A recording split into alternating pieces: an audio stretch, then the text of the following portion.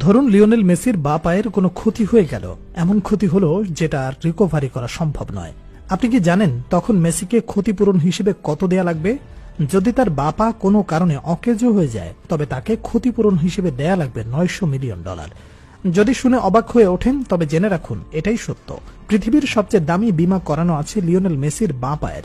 বলা যায় পৃথিবীর ইতিহাসে সবচেয়ে মূল্যবান বাঁ পা তার। অনেকে বলে না মেসিকে বেশ সুরক্ষা দেয় প্রতিপক্ষ রেফারি, এটাও বড় একটি কারণ। যদি মেসির কিছু হয়ে যায় তাহলে এত বড় ঝুঁকি কে নেবে? বীমা শুধু মেসি একাই করেছেন তা কিন্তু নয়, অসংখ্য খেলোয়াড় নিজেদের বীমা করিয়েছেন। একজন গোলকিপার যখন বীমা করেন তখন তার বীমা করানো হয় হাতের, কারণ এই দুটি জিনিস মূল্যবান। পজিশন ভিত্তিক অনেক কিছুই বদলে যায়, নিজের খেলার ধরনের উপর সবকিছু নির্ভর করে। সেভাবেই মেসি বেছে নিয়েছেন তার সবচেয়ে মূল্যবান বাঁ পা। রোনালদো বীমা করেছেন তার দুই পায়ের, যদিও তার বীমা মেসির আশেপাশেও নেই। শুধু রোনালদো একাই নয়, বাকি যত ফুটবলার আছেন তাদের সবারটা মিলেও মেসির বাঁ পায়ের কাছে আসতে পারেনি। সাবেক রিয়াল মাদ্রিদ ও স্পেনের গোলকিপার ইকার ক্যাসিয়াস সবার পরিচিত। অনেকেই মনে করেন তিনি হচ্ছেন সর্বকালের সেরা গোলকিপার। যদি সেটা নাও হয়ে থাকেন, সর্বকালের অন্যতম সেরায় নেই কোনো প্রশ্ন।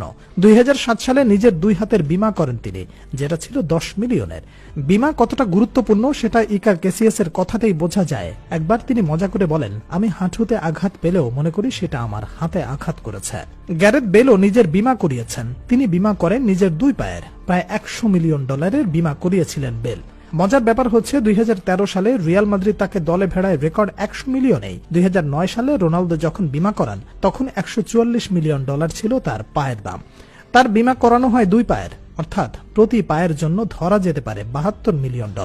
এদিকে ডেভিড বেকহামের বীমা 195 মিলিয়ন থাকলেও পরে সেটা 225 পর্যন্ত ওঠে। এবার আসা যাক মেসির দিকে। তিনি বীমা করিয়েছেন শুধু বাঁ পায়ের, যার দাম রেকর্ড $900 মিলিয়ন।